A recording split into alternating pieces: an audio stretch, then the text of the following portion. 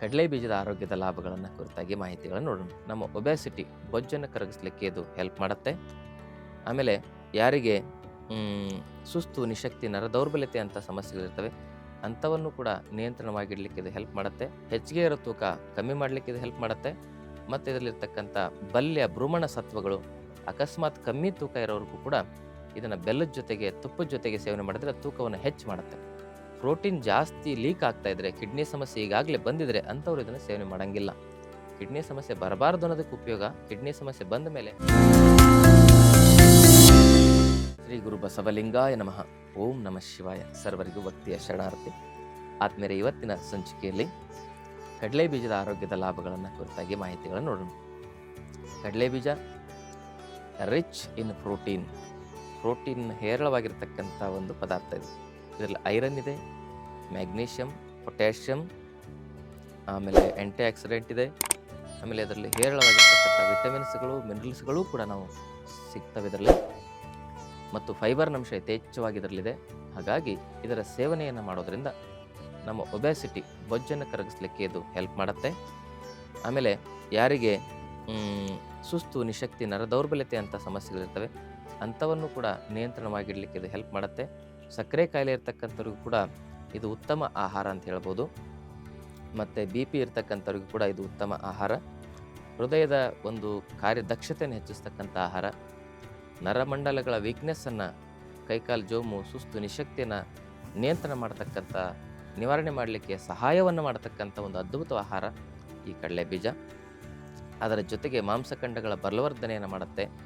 ತೂಕ ಹೆಚ್ಚಿಗೆ ಮಾಡಲಿಕ್ಕೂ ಇದು ಉಪಯೋಗ ಆಗುತ್ತೆ, ತೂಕ ಕಮ್ಮಿ ಮಾಡಲಿಕ್ಕೂ ಉಪಯೋಗ ಆಗುತ್ತೆ. ಯಾಕಂದರೆ ಫ್ಯಾಟ್ ಮೆಟಬಲಿಸಮ್ ಇಂಪ್ರೂವ್ಮೆಂಟ್ ಆಗುತ್ತೆ. ಹೆಚ್ಚಿಗೆ ಇರೋ ತೂಕ ಕಮ್ಮಿ ಮಾಡಲಿಕ್ಕೆ ಇದು ಹೆಲ್ಪ್ ಮಾಡುತ್ತೆ. ಮತ್ತು ಇದರಲ್ಲಿರ್ತಕ್ಕಂಥ ಬಲ್ಯ ಭ್ರೂಮಣ ಸತ್ವಗಳು ಅಕಸ್ಮಾತ್ ಕಮ್ಮಿ ತೂಕ ಇರೋರಿಗೂ ಕೂಡ ಇದನ್ನು ಬೆಲ್ಲದ ಜೊತೆಗೆ ತುಪ್ಪದ ಜೊತೆಗೆ ಸೇವನೆ ಮಾಡಿದ್ರೆ ತೂಕವನ್ನು ಹೆಚ್ಚು ಮಾಡುತ್ತೆ. ತೂಕ ಹೆಚ್ಚಿರೋರು ಇದನ್ನು ನೆನೆಸಿ ಹಾಗೆ ಸೇವನೆ ಮಾಡಬೇಕು. ತೂಕ ಕಮ್ಮಿ ಇರೋರು ಇದನ್ನು ಬೆಲ್ಲ ತುಪ್ಪದ ಜೊತೆಗೆ ಸೇವನೆ ಮಾಡೋದ್ರಿಂದ ತೂಕ ಹೆಚ್ಚಾಗಲಿಕ್ಕೂ ಕೂಡ ಹೆಲ್ಪ್ ಆಗುತ್ತೆ. ಇದೊಂದು ಅದ್ಭುತ ಶಕ್ತಿವರ್ಧಕ ಆಹಾರ. ಮೆದುಳನ್ನು ಕ್ರಿಯಾಶೀಲಗೊಳಿಸುತ್ತೆ ಮತ್ತು ರಕ್ತಹೀನತೆ ಸಮಸ್ಯೆ ನಿವಾರಣೆ ಮಾಡಲಿಕ್ಕೆ ಇದು ಹೆಲ್ಪ್ ಮಾಡುತ್ತೆ. ಬೆಲ್ಲದ ಜೊತೆಗೆ ತಿನ್ನೋದ್ರಿಂದ ಇದರಲ್ಲಿರ್ತಕ್ಕಂಥ ಐರನ್ನು, ಹಿಮೋಗ್ಲೋಬಿನ್ ಅಂಶ ಅದ್ಭುತವಾಗಿ ನಮ್ಮ ಶರೀರದಲ್ಲಿ ಹಿಮೋಗ್ಲೋಬಿನನ್ನು ಸ್ಟಿಮ್ಯುಲೇಟ್ ಮಾಡುತ್ತೆ. ಮತ್ತು ಐರನ್ ಅಂಶ ಇದರಲ್ಲಿ ನೇರವಾಗಿ ನಮ್ಮ ಶರೀರಕ್ಕೆ ಸಿಗೋದ್ರಿಂದ ನಮ್ಮ ಶರೀರದ ರಕ್ತಧಾತುವನ್ನು ಇದು ಪೋಷಣೆ ಮಾಡಲಿಕ್ಕೆ ಸೂಪರ್ ಫುಡ್ ಅಂತ ಹೇಳ್ಬೋದು. ಅದಷ್ಟೇ ಅಲ್ಲದೆ ಲಿವರಿನ ಆರೋಗ್ಯ, ಕಿಡ್ನಿ ಆರೋಗ್ಯಕ್ಕೆ ಒಳ್ಳೆಯದು. ಪ್ರೋಟೀನ್ ಜಾಸ್ತಿ ಲೀಕ್ ಆಗ್ತಾ ಇದ್ರೆ, ಕಿಡ್ನಿ ಸಮಸ್ಯೆ ಈಗಾಗಲೇ ಬಂದಿದ್ರೆ ಅಂಥವ್ರು ಇದನ್ನು ಸೇವನೆ ಮಾಡೋಂಗಿಲ್ಲ. ಕಿಡ್ನಿ ಸಮಸ್ಯೆ ಬರಬಾರ್ದು ಅನ್ನೋದಕ್ಕೆ ಉಪಯೋಗ. ಕಿಡ್ನಿ ಸಮಸ್ಯೆ ಬಂದ ಮೇಲೆ ಪ್ರೋಟೀನ್ ಆಹಾರ ನಿಷೇಧವಾಗಿರೋದ್ರಿಂದ ಇದರ ಸೇವನೆ ಮಾಡೋಂಗಿಲ್ಲ. ಮೊದಲೇ ಸೇವನೆ ಮಾಡೋದು ಸಮಸ್ಯೆ ಬರದಂತೆ ತಡಲಿಕ್ಕೆ ಉಪಯೋಗ. ಲಿವರ್ಗೆ ಬೇಕಾಗಿರ್ತಕ್ಕಂಥ ಮುಖ್ಯವಾದ ಪ್ರೋಟೀನ್ ಅಂಶವನ್ನು ಇದು ಒದಗಿಸಿ ಲಿವರ್ನ ಆರೋಗ್ಯವನ್ನು ಕಾಪಾಡುತ್ತೆ. ಹೃದಯದ ಆರೋಗ್ಯವನ್ನು ಪ್ರೋಟೀನ್ ಮುಖ್ಯವಾಗಿ ಹೃದಯದ ಕಾಂಟ್ರಾಕ್ಷನ್ ಅಂಡ್ ರಿಲ್ಯಾಕ್ಸೇಷನ್ಗೆ, ಅಂದರೆ ಹೃದಯದ ಇಜೆಕ್ಷನ್ ಪೆಕ್ಷನ್ಗೆ, ಹೃದಯದ ಬಡಿತಕ್ಕೆ ಬೇಕಾಗಿರ್ತಕ್ಕಂಥ ಆ ಹೃದಯದ ಮಸಲ್ ಕಾಂಟ್ರಾಕ್ಷನ್ ರಿಲ್ಯಾಕ್ಸೇಷನ್ಗೆ ಮುಖ್ಯವಾದ ಪ್ರೋಟೀನ್ ಅಂಶವನ್ನು, ಮಿನರಲ್ಸ್ಗಳನ್ನು ಇದು ಒದಗಿಸೋದ್ರಿಂದ ಹೃದಯದ ಶಕ್ತಿ ಸಾಮರ್ಥ್ಯವನ್ನು ವೃದ್ಧಿಸುವ ಆಹಾರವಾಗಿ ಇದು ಕೆಲಸ ಮಾಡುತ್ತೆ. ಕಣ್ಣಿನ ಆರೋಗ್ಯವನ್ನು ಚೆನ್ನಾಗಿಡುತ್ತೆ. ಕೂದಲು ಚೆನ್ನಾಗಿ ಬೆಳೀಲಿಕ್ಕೆ ಇದು ಒಳ್ಳೆಯ ಆಹಾರ ಅಂತಲೇ ಹೇಳ್ಬೋದು. ಕೂದಲಿಗೆ ಬೇಕಾಗಿರೋ ಎಲ್ಲ ಪೋಷಕ ಸತ್ವಗಳನ್ನು ಇದು ಒದಗಿಸೋದ್ರ ಜೊತೆಗೆ ಆ ಒಂದು ನಮ್ಮ ಕೂದಲಿನ ಹೇರ್ ರೂಟ್ಸ್ಗಳನ್ನು ಕ್ಲೀನ್ ಮಾಡತಕ್ಕಂಥ ಒಂದು ಅದ್ಭುತ ಆ್ಯಂಟಿ ಆಕ್ಸಿಡೆಂಟು ಇದರಲ್ಲಿ ಇರೋದ್ರಿಂದ ಕ್ಲೀನಿಂಗು ಮತ್ತು ಪೋಷಕಾಂಶವನ್ನು ಕೂಡ ನಮ್ಮ ಕೂದಲಿಗೆ ಇದು ಪೂರೈಕೆಯನ್ನು ಮಾಡ್ತದೆ. ಹಾಗೆಯೇ ಇದು ನಮ್ಮ ಶರೀರದ ಸಪ್ತ ಧಾತುಗಳ ಪೋಷಣೆಯನ್ನು ಮಾಡುತ್ತೆ. ಹಾಗೂ ತ್ರಿದೋಷಗಳಲ್ಲಿ ಇದು ಸಮತೋಲನವನ್ನು ಕಾಯ್ದುಕೊಳ್ಳಿಕ್ಕೆ ಉಪಯೋಗ ಆಗುತ್ತೆ. ವಾತ, ಪಿತ್ತ, ಕಫ ಪ್ರಕೃತಿಯವರು ಯಾರು ಬೇಕಾದ್ರೂ ಸೇವನೆ ಮಾಡ್ಬೋದು. ಇದನ್ನು ತಿಂದಾಗ ಕೆಲವರು ಪಿತ್ತ ಹೆಚ್ಚಿಗೆ ಆಗುತ್ತೆ ಅಂತ ಹೇಳ್ತಾರೆ. ಯಾಕಾಗುತ್ತೆ ಅಂದರೆ ನಾವು ನೆನೆಸಿ ತಿನ್ನಬೇಕು. ನೆನೆಸದೆ ಹಾಗೆ ತಿಂದರೆ ಪಿತ್ತ ಹೆಚ್ಚಿಗೆ ಆಗುತ್ತೆ. ಅದಕ್ಕೆ ನೆನೆಸಿ ಈ ಶೇಂಗಾ ಬೀಜವನ್ನು ತಿನ್ನೋದು ಪಿತ್ತ ದೋಷವನ್ನು ಕೂಡ, ಪಿತ್ತ ವಿಕಾರಗಳನ್ನು ಕೂಡ ಸರಿ ಮಾಡಲಿಕ್ಕೆ ಉಪಯೋಗ ಆಗುತ್ತೆ. ಹೀಗೆ ಈ ಒಂದು ಶೇಂಗಾ ಬೀಜ ಬಡವರ ಬಾದಾಮಿ ಅಂತ ಕರೀತಾರೆ ಇದನ್ನು. ಅದಕ್ಕೆ ಇದನ್ನು ನಿಯಮಿತವಾಗಿ ಒಂದು 2-3 ತಿಂಗಳು, ಒಂದು ವರ್ಷದಲ್ಲಿ ಇದನ್ನು ಸೇವನೆ ಮಾಡಬಹುದು. ನೀವು ಮಕ್ಕಳಿಗೆ ಬೆಳಗ್ಗೆ ಅದು ಟಿಫನ್ ಏನು ಕಟ್ಟಬೇಕು, ಏನೇನೋ ತರ್ತೀರಿ, ಅಪ್ಪ ಬೇಕಾಗಿಲ್ಲ, ಅಮ್ಮ ಬೇಕಾಗಿಲ್ಲ ಅಂಥೇಳಿ ಅದೇನೇನೋ ತಂದು ಅದನ್ನು ಪ್ರೆಸರ್ವೇಟಿವ್ ಹಾಕಿರ್ತಕ್ಕಂಥದ್ದನ್ನು ಮಾಡಿ ಕೊಡ್ತೀರಿ. ಅವೆಲ್ಲ ಫಾಸ್ಟ್ ಫುಡ್, ಜಂಕ್ ಫುಡ್ಗಳನ್ನು ಬಿಟ್ಟು ಶೇಂಗಾ ಬೀಜವನ್ನು ನೆನೆಸಿ ಕಟ್ಬೋದು ಮಕ್ಕಳಿಗೆ. ಆಮೇಲೆ ಖರ್ಜೂರವನ್ನು ಕಟ್ಬೋದು ಮಕ್ಕಳಿಗೆ ಸ್ನ್ಯಾಕ್ಸ್ ರೂಪದಲ್ಲಿ. ಶಾಲೆಗೆ ಏನೋ ಕಟ್ಟಬೇಕು ಅಂತಕ್ಕಂಥದ್ದು ನಮಗೆ ಒಂಥರ ಈ ಹೆಣ್ಮಕ್ಳಿಗೆ ಒಂಥರ ಏನಂದ್ರೆ ಏನು ಕಟ್ಟಬೇಕಂತ ಗೊತ್ತೇ ಆಗಲ್ಲ ಒಂದ್ಸರಿ. ಇವೆಲ್ಲ ಇದ್ರ ಬಗ್ಗೆ ಗಮನನೇ ಇರೋದಿಲ್ಲ. ಹೆಸರು ಕಾಳು, ಕಡಲೆಕಾಳು ಇವೆಲ್ಲವನ್ನು ನೆನೆಸಿ ಮಕ್ಕಳಿಗೆ ಬೆಲ್ಲದ ಜೊತೆಗಿನೋ ಅಥವಾ ಸ್ವಲ್ಪ ಅದನ್ನು ಚೆನ್ನಾಗಿ ಸ್ಟೀಮ್ ಮಾಡಿ ಹಾಕೋದ್ರಿಂದನೂ ಕೂಡ ಅದರ ಪೋಷಕ ಸತ್ವಗಳು ನಮಗೆ ಸಿಗ್ತವೆ.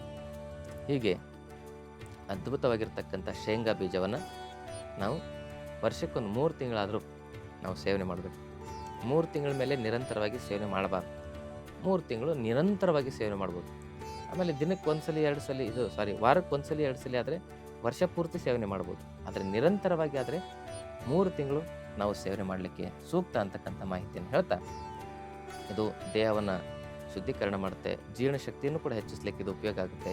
ಬೆಳಗ್ಗೆ ಎದ್ದು ಸ್ವಲ್ಪ ಪ್ರಮಾಣದಲ್ಲಿ ಒಂದು 4 ಚಿಟಿಕೆ ಇಂಗು, 4 ಚಿಟಿಕೆ ಸೈಂಧವ ಲವಣ, ಒಂದು 4 ಚಿಟಿಕೆ ಕಾಳುಮೆಣಸಿನ ಪುಡಿ, ಒಂದು 4 ಚಿಟಿಕೆ ಹಿಪ್ಪಲೆ ಪುಡಿಯನ್ನು ಸೇರಿಸಿ ತಿಂದರೆ ಜೀರ್ಣಶಕ್ತಿಯನ್ನು ಕೂಡ ಇದು ಚೆನ್ನಾಗಿಡಲಿಕ್ಕೆ ಸಹಾಯ ಮಾಡುತ್ತೆ. ಅದರಲ್ಲಿ ಸ್ವಲ್ಪ ನಿಂಬೆಹಣ್ಣಿನ ರಸವನ್ನು ಕೂಡ ಹಾಕಿ ಸೇವನೆ ಮಾಡೋದ್ರಿಂದ ಇನ್ನಷ್ಟು ನಮ್ಮ ಜಠರಾಗ್ನಿಯನ್ನು ಕ್ರಿಯಾಶೀಲಗೊಳಿಸಲಿಕ್ಕೆ ಅದು ಉಪಯೋಗ ಆಗುತ್ತೆ ಅಂತಕ್ಕಂಥ ಮಾತನ್ನು ಹೇಳ್ತಾ, ಅದರಲ್ಲಿ ಬೇಕಾದ್ರೆ ರುಚಿಗೆ ಈರುಳ್ಳಿಯನ್ನು ಕಟ್ ಮಾಡಿ ಹಾಕೋಬೋದು, ಕೊತ್ತಂಬರಿ ಸೊಪ್ಪನ್ನು ಕಟ್ ಮಾಡಿ ಹಾಕ್ಬೋದು.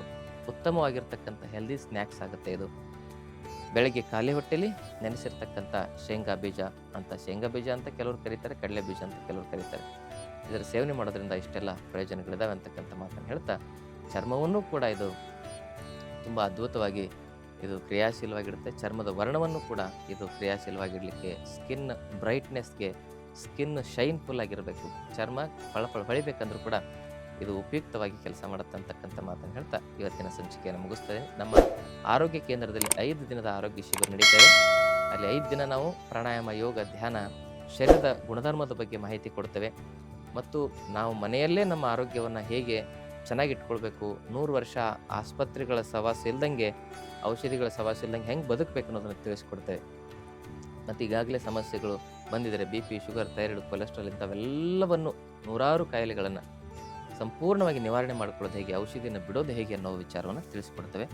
ಶಿಬಿರಕ್ಕೆ ಭಾಗವಹಿಸಲಿಕ್ಕಾಗಿ ಕೆಳಗಡೆ ಕಾಂಟ್ಯಾಕ್ಟ್ ನಂಬರ್ಗೆ ನೀವು ಸಂಪರ್ಕ ಮಾಡಿ ನಿಮ್ಮ ಹೆಸರನ್ನ ನೋಂದಾವಣೆ ಮಾಡ್ಕೊಳ್ಬೋದು. ಶರಣು.